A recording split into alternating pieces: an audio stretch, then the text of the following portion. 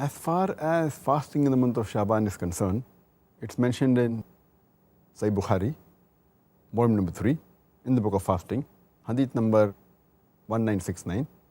Hazrat Aisha, may Allah be pleased with her, she said that Prophet Muhammad Sallallahu Alaihi Wasallam used to never fast the full month except the month of Ramadan. And Prophet Muhammad Sallallahu Alaihi Wasallam never fasted more than any month as compared to the month of Shaban. This shows that Muhammad Sallallahu Alaihi Wasallam fasted the complete month, only the month of Ramadan. And after Ramadan, the maximum fasted was in the month of Shaban, maybe preparing for the blessed month to come. That's the reason. And people have a misconception that you should fast for the half month of Shaban. There's no such hadith saying you should fast for the half month of Shaban.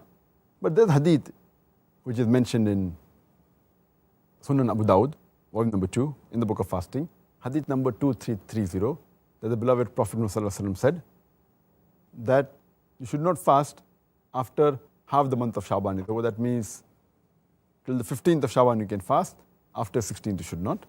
And there's another hadith which is mentioned in Sahih Bukhari, volume number 3, book of fasting, hadith number 1914, where the beloved Prophet Muhammad said that you should not fast 1 or 2 days before the month of Ramadan, because these are the days of doubt, so you should not fast on these 2 days.